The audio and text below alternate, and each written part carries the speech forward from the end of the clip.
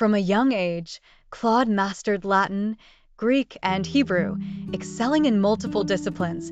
He was a true academic prodigy. Using Hugo's words, he experienced every stage from becoming a bachelor to a teacher and various academic masters. However, a plague took the lives of tens of thousands, including his parents, leaving only his infant brother, named John. This event was a turning point in Claude's life. As an orphan, eldest son, and a 19-year-old head of the household, he was suddenly called back from the dreams and passions of school into the cold reality. Thus, he began to focus on raising his brother John. Through this background introduction, we discover that Claude was someone who had never loved anyone except the books. Yet now, he found himself experiencing a strange yet sweet sensation. He was about to begin raising a tiny infant.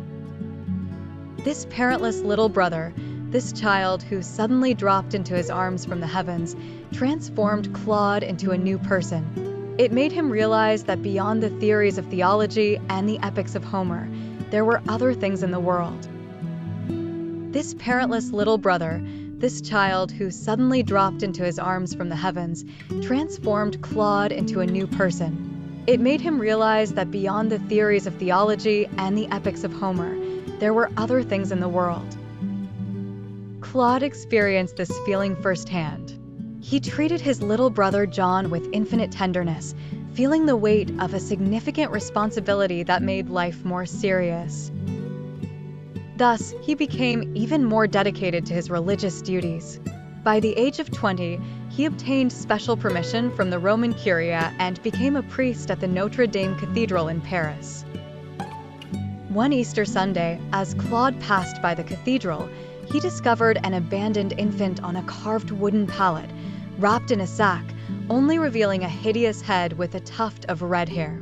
The child had only one eye and his teeth looked terrifying.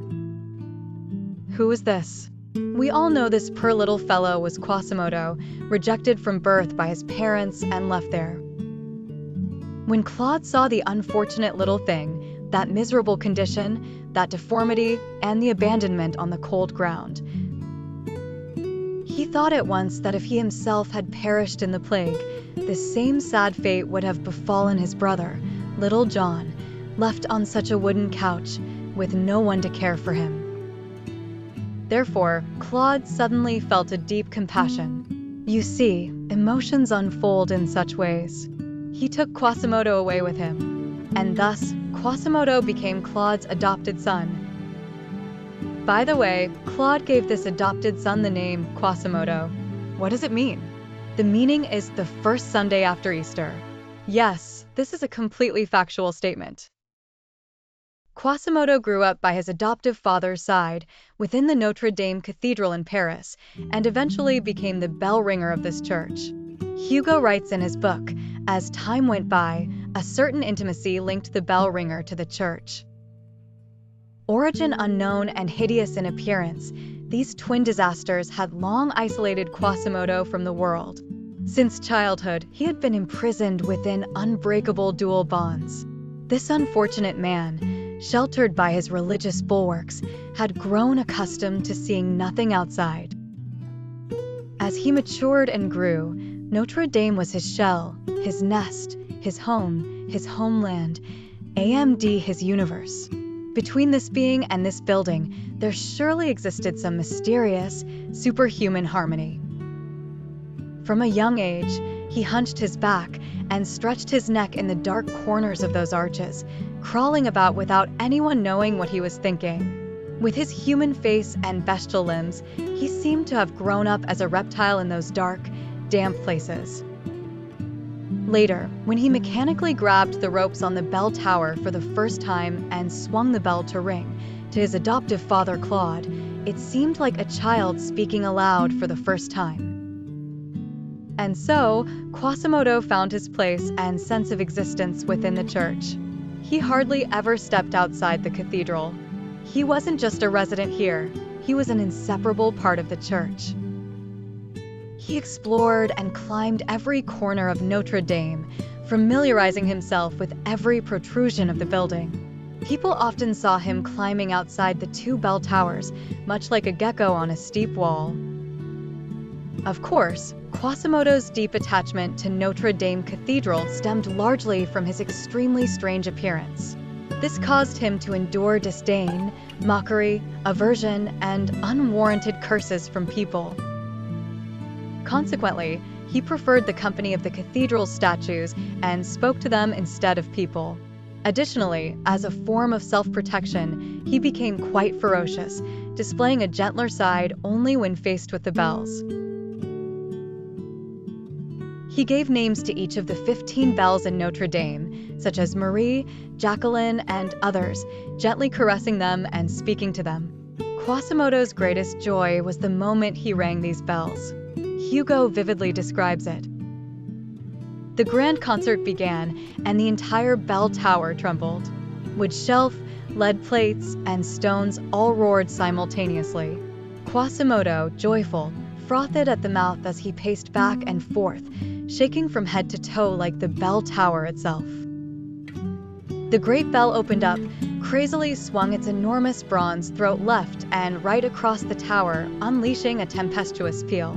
As the bell swung back and forth, Quasimodo crouched and stood before its gaping throat. Suddenly, the frenzy of the bell infected him. His gaze became bizarre, like a spider awaiting prey. As the bell swung back, he swiftly climbed and hung on it, suspended high in the air, swinging with the bell as it desperately rocked to and fro. The bell tower shook. Quasimodo shouted and ground his teeth, with hair standing on end, his chest resonating like a bellows and eyes flashing. That strange great bell, panting beneath him, emitted a hoarse roar.